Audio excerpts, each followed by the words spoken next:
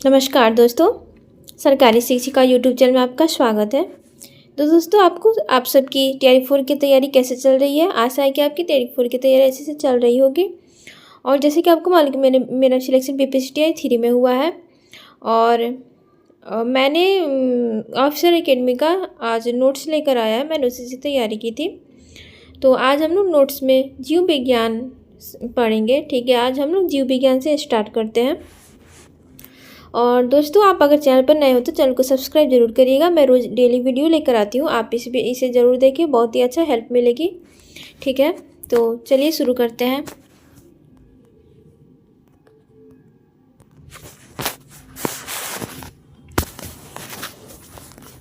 हमारा पहला प्रश्न है कि जीव विज्ञान का पिता कहलाता है। हमारे ऑप्शन है ए हाइमन, बी अरस्तु, सी लेमार्क, डी लियानस, ऑप्शन ई इनमें से कोई नहीं। तो हमारा उत्तर हो जाएगा ऑप्शन बी अरस्तु। ठीक है, जीव विज्ञान के पिता अरस्तु को कहा जाता है। ठीक है, इसके बाद दूसरा है कि हर्पेटोलॉजी में अध्ययन किया जाता है किसका, यानी हर्पेटोलॉजी में किसका अध्ययन किया जाता है? सरीसृपों का, उभयचर का, और सरीसृपों और उभयचर दोनों का, या पक्षियों का, या इनमें से कोई नहीं, या एक से अधिक। तो हर्पेटोलॉजी में अध्ययन किया जाता है सी सरीसृपों और उभयचरों का अध्ययन किया जाता है। हर्पेटोलॉजी में सरीसृपों और उभयचरों का अध्ययन किया जाता है हर्पेटोलॉजी में। ठीक है,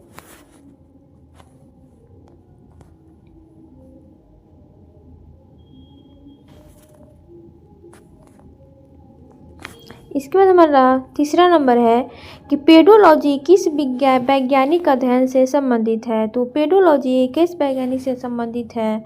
वैज्ञानिक अध्ययन से संबंधित है ऑप्शन ए वायुमंडल, ऑप्शन बी मिट्टी, ऑप्शन सी प्रदूषण, या ऑप्शन डी बीज, या इनमें से कोई नहीं, या एक से अधिक।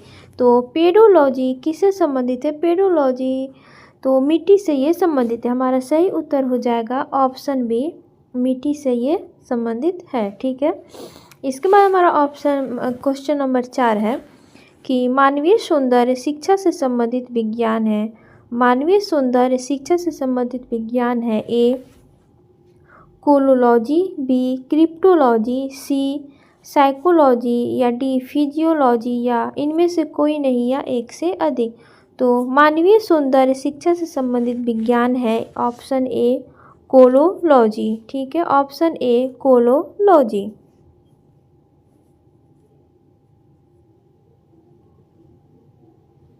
इसके बाद हम लोग 5 नंबर देखेंगे कि क्या कह रहा है कि शुष्क जलवायु के लिए भली भांति अनुकूलित पेड़ पौधों को कहते हैं। शुष्क जलवायु के लिए भली भांति अनुकूलित पेड़ पौधों को कहते हैं ए अधिपादप, बी मरुद्भिद और सी जलोदभिद, और डी मध्य पादप, या ई इनमें से कोई नहीं, या एक से अधिक। तो शुष्क जलवायु के लिए भली भांति अनुकूलित पेड़ पौधों को कहते हैं ऑप्शन बी सही हो जाएगा हमारा मरुद्भिद। ठीक है, हमारा 6 नंबर है कि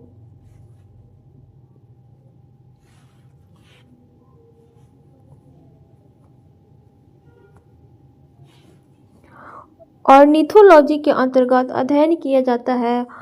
ऑर्निथोलॉजी के अंतर्गत अध्ययन किया जाता है किसका? तो हम लोग इसके ऑप्शन देखेंगे।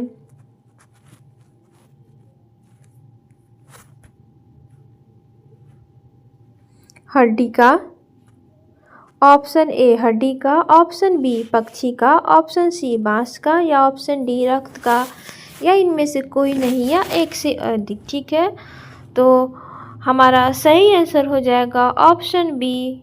ठीक है, पक्षियों का। और ठीक है, ऑप्शन बी हो जाएगा हमारा सही आंसर। हमारा 7 नंबर प्रश्न है कि विटीकल्चर माना जाता है।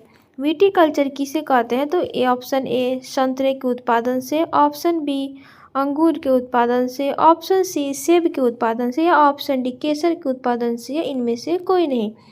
तो विटीकल्चर किसे कहते हैं? विटीकल्चर तो विटिकल्चर कहते हैं अंगूर के उत्पादन को हम लोग कहते हैं विटिकल्चर। ठीक है, इसके बाद है हमारा लेवल 1 स्टार्ट होता है कोशिका और कोशिका संरचना और विभाजन। ठीक है, हमारा पहला प्रश्न है कि नाभिक के अलावा कोशिका के किस कोशिकांग में डीएनए होता है। तो नाभिक के अलावा कोशिका के किस कोशिकांग में डीएनए होता है। ए तारक केंद्र, बी गोल्जी उपकरण, सी लाइसोसोम, डी माइटोकॉन्ड्रिया या ई इनमें से कोई नहीं। तो नाभिक के अलावा कोशिका के किस कोशिकांग में डीएनए होता है। तो माइटोकॉन्ड्रिया में डीएनए होता है। हमारा 2 नंबर प्रश्न देखेंगे, कौन सा कोशिकांग प्रोटीन संश्लेषण में प्रमुख भूमिका निभाता है। कौन सा कोशिकांग प्रोटीन संश्लेषण में प्रमुख भूमिका निभाता है। ए लाइसोसोम एवं सेंट्रोसोम, बी एंडोप्लाज्म में रेटिकुलम एवं राइबोसोम, सी गोल्जी उपकरण एवं माइटोकॉन्ड्रिया या डी लाइसोसोम एवं माइटोकॉन्ड्रिया या इनमें से कोई नहीं। तो कौन सा कोशिका प्रोटीन संश्लेषण में प्रमुख भूमिका निभाता है। तो हमारा सही आंसर हो जाएगा ऑप्शन बी कि एंडोप्लाज्म में रेटिकुलम और राइबोसोम। ठीक है, हमने देख लिया इसे। इसके बाद हम तीसरा नंबर अपना प्रश्न देखेंगे कि प्रोटोप्लास्ट क्या है। प्रोटोप्लास्ट क्या है। ए कोशिका भित्ति प्लस प्लाज्मा झिल्ली, या बी पादप कोशिका भित्ति, या सी साइटोप्लाज्म में कोशिका और भित्ति, या डी प्लाज्मा झिल्ली या साइटोप्लाज्म। ठीक है, तो इसका प्रोटोप्लास्ट क्या है। तो प्रोटोप्लास्ट है डी प्लाज्मा झिल्ली। ठीक है, साइटोप्लाज्म। ठीक है, इसे हम लोग देख लेंगे। इसका सही उत्तर हो जाएगा ऑप्शन डी।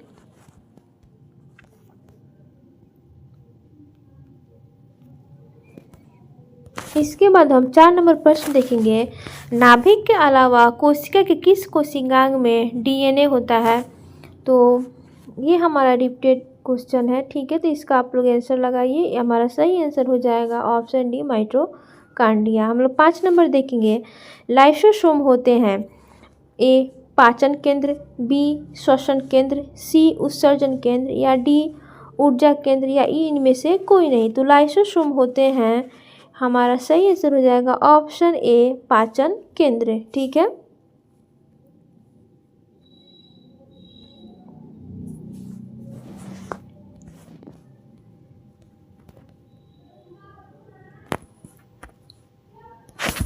इसके बाद हम 6 नंबर प्रश्न देखेंगे कि निम्नलिखित में से आम के पौधे और बंदर दोनों की कोशिकाओं में पाया जाता है।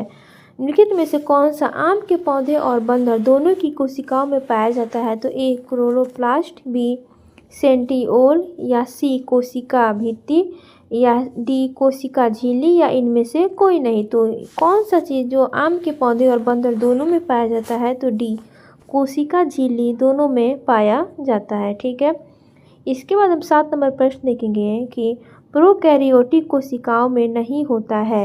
ए केंद्रक, बी राइसोसोम, या सी डीएनए, या डी कोशिका भित्ति या इनमें से कोई नहीं या एक से अधिक।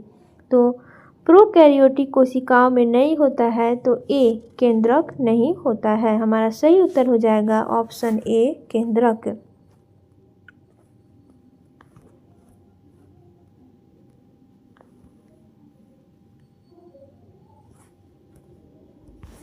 हम लोग 8 नंबर प्रश्न देखेंगे कि लसिका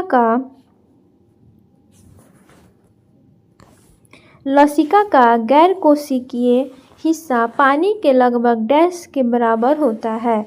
यानी ए 90%, बी 95%, सी 50% या डी 94% या एक से अधिक या कोई नहीं। तो लसिका का गैर कोशिकीय हिस्सा पानी के लगभग 94% के बराबर से बना होता है। ठीक है, इसके बाद हम लोग 9 नंबर प्रश्न देखेंगे कि राइबोजाइम्स होते हैं। राइबोजाइम्स क्या होते हैं। तो राइबोसोम, ए डीएनए। इसके बाद हम लोग अगला ऑप्शन देखेंगे क्या है। हमारा पहला ए नंबर ऑप्शन था डीएनए, बी है आरएनए और सी है प्रोटीन या डी इनमें से कोई नहीं। ठीक है, तो हमारा सही उत्तर हो जाएगा बी। ठीक है, आरएनए। इसके बाद हम 10 नंबर प्रश्न देखेंगे कि लाइसोसोम बनता है। लाइसोसोम क्या चीज़ से बनता है? तो लाइसोसोम क्या चीज़ से बनता है आप लोग बताएं। लाइसोसोम क्या चीज़ से बनता है? Option a mitochondria, b centrioles, c plasma झिल्ली, डी गोल्गी कॉय या इनमें से कोई नहीं या एक से अधिक। तो लाइसोसोम बनता है ऑप्शन डी गोल्गी कॉय से। ठीक है,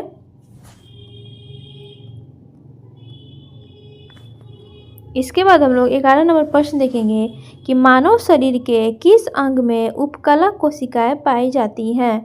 यानी ए बाल, बी नाक, सी फेफड़ा, डी अग्नाशय या ई इनमें से कोई नहीं या एक से अधिक। तो मानव शरीर के किस अंग में उपकला कोशिकाएं पाई जाती है? तो हमारा सही उत्तर हो जाएगा ई, यानी इनमें से कोई नहीं या एक से। तो हमारा सही उत्तर हो जाएगा एक से अधिक, यानी बाल नाक दोनों में सब में उपकला कोशिकाएं पाई जाती हैं। ठीक है,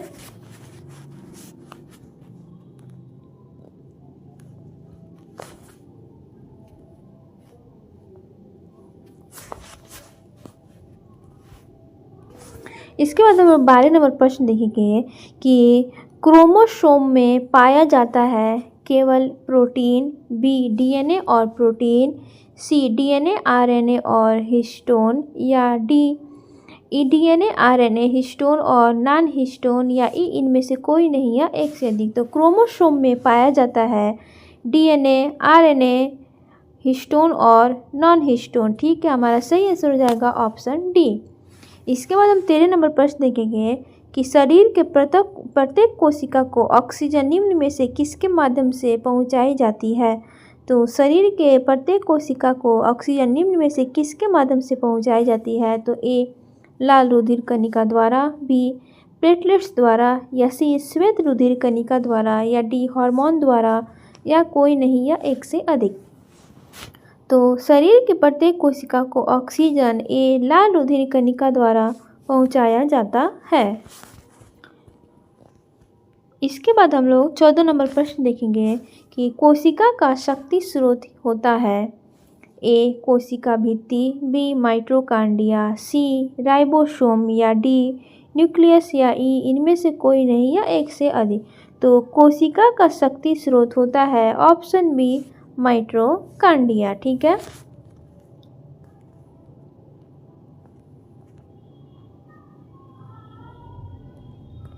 इसके बाद हम लोग 15 नंबर प्रश्न देखेंगे कि निम्नलिखित में से इंटरफेरॉन का संबंध किससे है? ए टॉनिक से, बी वायरस से, सी कार्बोहाइड्रेट से या डी लॉ-अयस्क से या इनमें से कोई नहीं या एक से अधिक। तो निम्नलिखित में से इंटरफेरॉन का संबंध किससे है? तो हमारा सही आंसर हो जाएगा ऑप्शन बी वायरस से। ठीक है, इसके बाद हम 16 नंबर प्रश्न देखेंगे कोशिका की आत्महत्या की थैली कहा जाता है।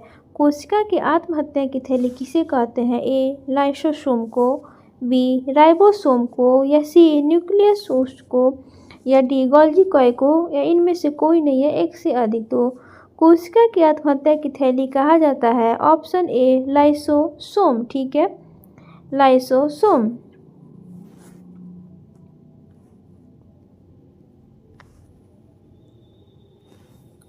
इसके बाद हम लोग 17 नंबर प्रश्न देखेंगे कि 90% से अधिक सेल में पाया जाने वाला पदार्थ क्या है? ए प्रोटीन, बी चर्बी, सी खनिज या डी जल या इनमें से कोई नहीं। तो आप सबको मालूम है कि 90% से अधिक सेल में पाया जाने वाला पदार्थ है डी जल। ठीक है, डी जल।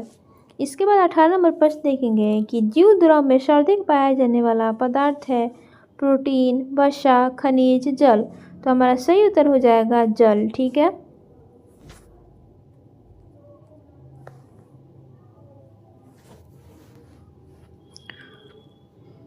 इसके बाद हम लोग 19 नंबर प्रश्न देखेंगे। क्या कह रहा है कि त्वचा का रंग निम्न में से किसके द्वारा निर्धारित होता है? ए लिम्फोसाइट के द्वारा, बी ल्यूकोसाइट के द्वारा, या बी सी मोनोसाइट के द्वारा, या मिलिनोसाइट के द्वारा, या इनमें से कोई नहीं। तो हमारा सही उत्तर हो जाएगा ऑप्शन डी, मिलिनोसाइट के द्वारा त्वचा कठिन से निर्धारित किया जाता है। तो फ्रेंड्स, आज क्लास में इतना ही। फिर मिलते हैं अगले नेक्स्ट क्लास में। तब तक के लिए चैनल को सब्सक्राइब जरूर करें और वीडियो को लाइक ज़रूर करें।